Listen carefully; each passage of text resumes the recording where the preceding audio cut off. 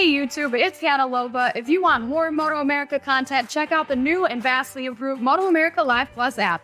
It's the only place you can catch all the race action in one place all season long. Click the link in the description below. All the riders making their way around this racetrack for the warm-up lap. Take a look at the starting grid. Alessandro Di Mario, our pole sitter, just phenomenal what he's been able to do at just 15 years old. Rocco Landers right alongside him, and Gus Rodeo was able to qualify third. Yeah, Dominic Doyle, good qualifying for him there in fourth after some trouble. You see Michaela Moore there in 10th, not able to make the start. Chris Parrish there in 12th. Cassidy Heiser, you see up there, also able to get his first podium back at Barber Motorsports Park. Row number 5, you have Jeff Bean, Eddie Neubauer, and Bryce DeBoer. Row 6, see Joseph Bittner, James Monson, and Edwin Cosme there inside the top 20. Such a popular class. We have so many riders that are out here. Row number 7, Eddie Kay, Drew Van Dahl, and then Brett Donahue rounding it out. And it's good to see Sonia Lloyd out there to make the race after that crash she had yesterday in qualifying.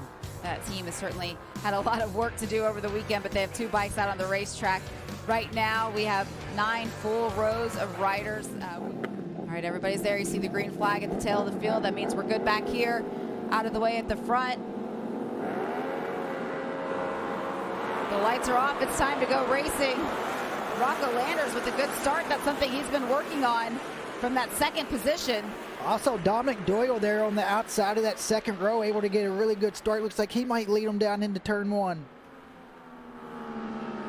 See Rossi Moore started 4th. He's right there now behind Rocco Landers. Yeah, you see right there on the blue bike on the outside there, Dominic Doyle, great start for him early on. Rocco Landers, great start. Alessandro Di Mario as well. And you can see just early on in this race, Dominic Doyle, yeah, just a rough couple races for Avery. You know, last race in the wet, he went. He comes here and crashes. That's unfortunate for him. And see, he's trying to get the bike back up, trying to get back in the race, get that thing back to pit lane.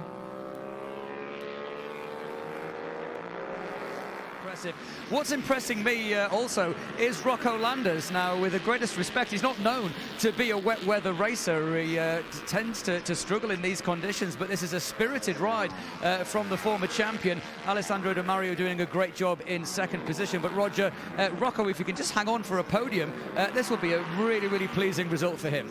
Yeah, I see another couple riders down. The track conditions out there. Another one down into turn 5. Man, we've seen a lot of turn 5, that hard braking there. Just the riders are going so fast, going downhill when they get on the brakes. See the riders making mistakes down into turn 5. Unfortunate for them, they were crashed. And that was Drew Van Dahl, the 198. And understand that the rider in turn 5 was James Monson on the 708, that Aprilia. So for him, as these riders are coming around, see the safety workers that are there helping him and attempting to get that bike and him out of the way and into a point of safety. Yeah, it's just great to see him. That's a really fast crash right there as you get on the brakes. As we see Rocco Landers in the Canada corner a little bit deep. Rossi Moore also having a really good first couple laps here, setting in 4th. And to the point that you were making about Rocco Landers and racing in the rain, he has more experience here in the rain than anybody else that's out on the racetrack right now, and that's all from today, given that he's also racing in the Mission King of the Baggers. And while he didn't have the race that he wanted, he did get a taste of the racetrack. Yeah. They had that qualifying session that was in the rain. The first session in the rain today was their second qualifying session, and then he's already done the race. And then also too, during the little 7 minutes before this race, he was one of the top 3 guys, and I think just maybe one of those sessions like that, being in the top 3 is able to give him some confidence there. Also Dominic Doyle, but right now he's just being smooth and trying to collect as many points as he possibly can. See Rossi Moore there right on the back of Rocco Landers. Looked like he might be thinking about making a move around the outside. We're going to go back up front to Dominic Doyle, who has extended this lead to close to 10 seconds now, just in a completely different program. Yeah. Those 10 points at the end of the season could be everything. And so for him, taking advantage of these opportunities, as you see second, third, and fourth now coming up over the hill, 2 laps to go. For Dominic, he needs this. He really does need this, and also for the team as well. It'll be a good boost for all of them. We see Alessandro Di Mario, Rocco Landers, and Rossi Moore. These 3 guys right here are basically running the exact same lap time so they're kind of having trouble closing that gap up. We see one camera angle, they look a lot closer than the next one. So, you know, some parts of the track, some are a little bit better than the others. So certainly getting more comfortable and being able to find some pace out here. Yeah, and even their sector times are looking better as well. The rain doesn't look like it's falling as hard, and the track's kind of drying out a little bit, and everybody's lap times look like they're starting to get a little bit better. But you see that gap that continues to grow between Dominic Doyle and Alessandro Di Mario. You talk about lap times and how close everyone is.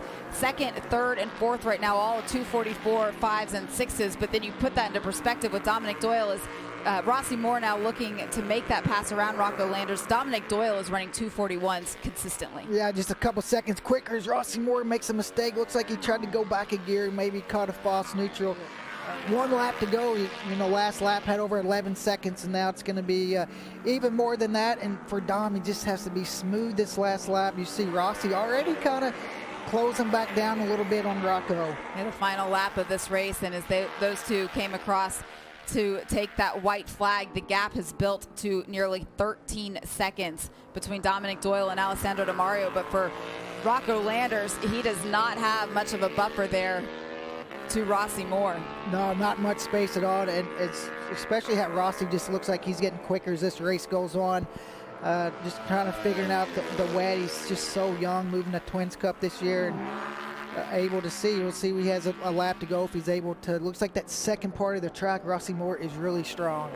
With no pressure behind him for Dominic Doyle, he can settle in and just make sure that this final lap is completed mistake-free, ensuring that he's able to come all the way around and take that checkered flag. It would be his second race win of the season, and for him, it's exactly what he needs to put a cap on all of the hard work that team has put in this weekend. Yeah, great ride. And also Alessandro Di Mario doesn't have a lot of pressure behind him with Rocco there. Rocco's got a little bit of space on Rossi Moore.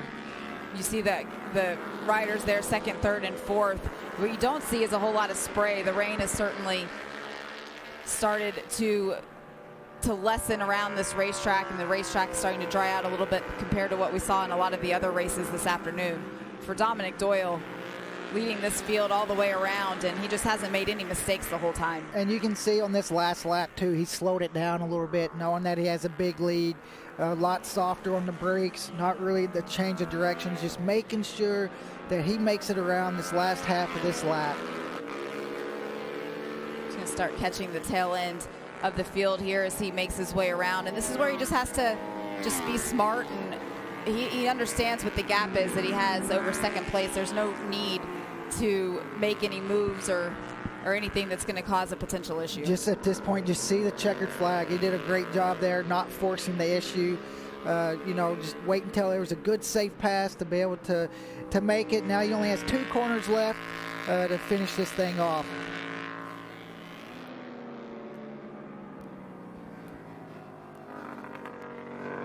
He's got his head down and coming around.